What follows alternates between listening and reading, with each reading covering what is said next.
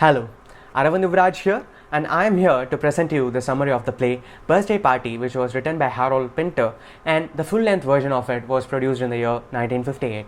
So to have a clear understanding of the play, let's look at all the characters. P.T. Bowles and Meg Bowles both are 60-odd years old couple who own a boarding house in a coastal resort town in England. Stanley Weber is a man in his 30s and he's the only boarder living in that couple's house.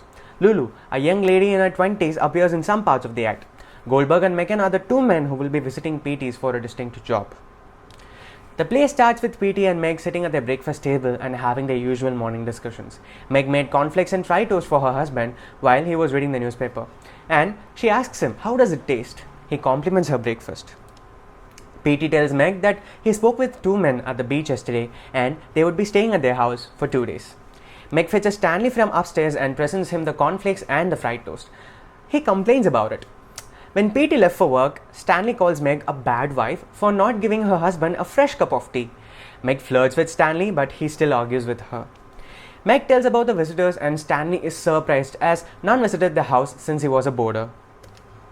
To change the topic, Meg says that Stan should start playing piano again. He says that he got a job offer at Berlin. He also says that when he was a professional musician, he used to play piano and have concerts all over the world. Now, Lulu enters the scene by carrying a parcel and she told Stanley not to touch the package and see what's inside it. She asked him to go outside and look at the world, but he lied that he had been to the ocean early that morning. He asks her if she'd like to go away with him, but when she asks where, he replied nowhere. Lulu departs as Stan doesn't want to go for a walk at that moment. When the two men arrived, Stanley left the house without them noticing him. Goldberg says that they both have a job to do and it is quite distinct from their previous work. And he also states that it depends upon the attitude of the subject. Meg introduces herself to Goldberg and McCann and says that it's Stanley's birthday today. She says that they have arranged a birthday party today and Goldberg expresses his gratitude for being invited. Stanley asks about both of them when Meg returns, showing them their room. She cuts him off and gives him the toy drum as a birthday present. He, wearing the strap of the drum around his neck, circling around the table in that living room, he drummed until that beat became savage and possessed. That evening, Stanley, in the guise of a manager and the intention of making the two men not to stay, says that there are no rooms available.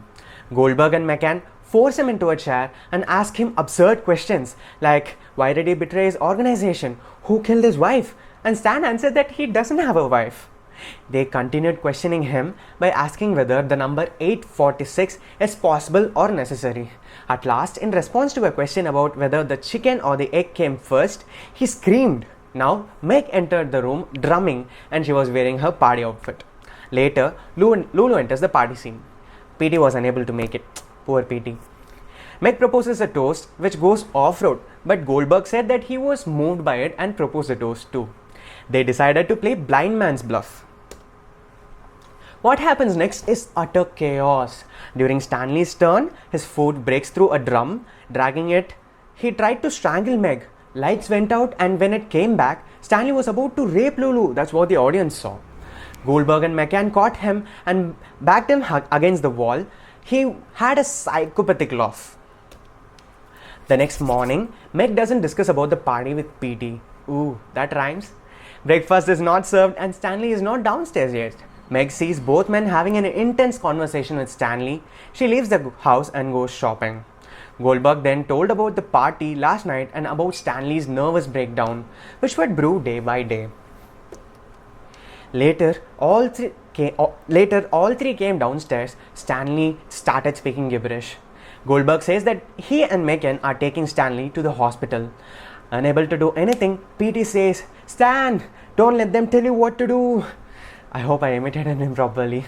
Okay, so when Meg returns after shopping, PT lies about Stanley that he was still asleep upstairs. The play ends with Meg explaining how she had enjoyed the party and the day before. Thank you.